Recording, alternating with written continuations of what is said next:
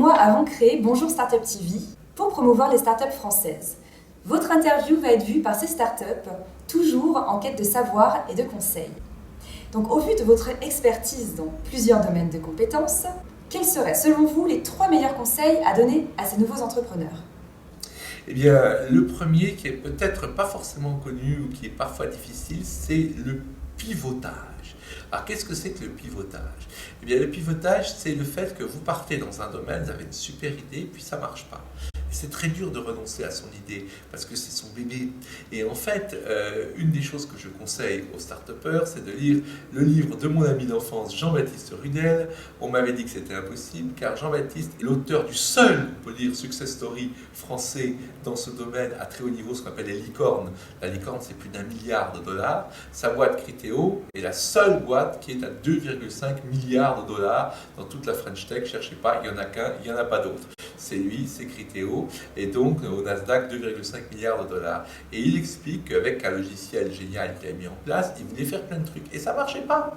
Et à chaque fois, ça ne marchait pas. Et il n'y avait pas de modèle économique. Et c'est seulement à la 4e tentative, au bord de la faillite, qu'il a donc à chaque fois il a pivoté. Il écrit ça dans son livre, on m'avait dit que c'était impossible.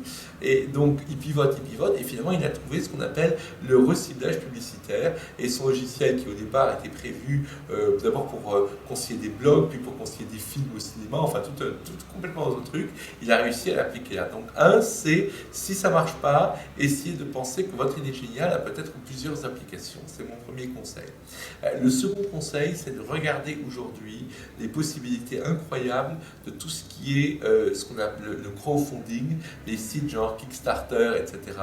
Vous avez un nombre incroyable de projets. Alors, il y a aussi beaucoup d'échecs, il ne faut pas rêver. Mais si vous avez un projet qui est marrant, qui est fun, même pas de haute technologie, mais que vous arrivez à le mettre en scène.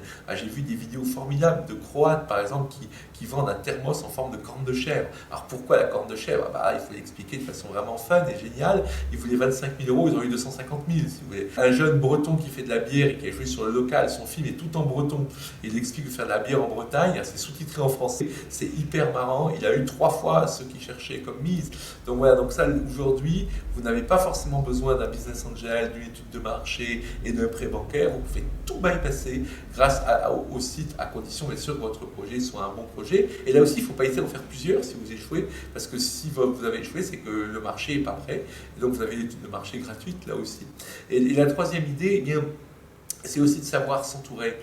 Souvent, on fait ça avec ses copains d'enfance, on fait ça avec ses copains de l'école d'ingénieur, on fait ça, etc. Alors qu'en fait, on a besoin de compétences très différentes pour réussir. On a, par exemple, si on est très fort en technique, on a besoin d'un très bon commercial, etc. Et c'est là que, dès le début, c'est peut-être une étape difficile aussi, c'est de faire confiance à des gens qu'on ne connaît pas, c'est de savoir s'entourer, c'est de ne pas se baser uniquement sur le milieu amical ou familial.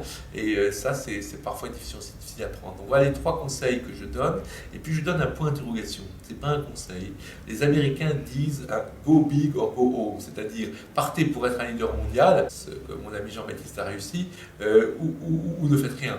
Alors, est-ce que c'est un bon conseil ? Je ne suis pas sûr, parce qu'on n'est pas aux États-Unis. En fait, les startups, quand elles se lancent, elles ont toute l'idée qu'elles vont changer le monde finalement.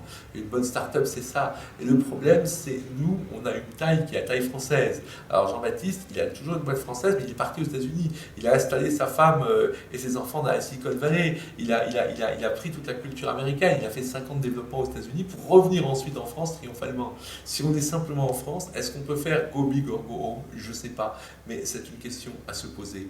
Donc voilà 3 conseils et une question. Merci beaucoup.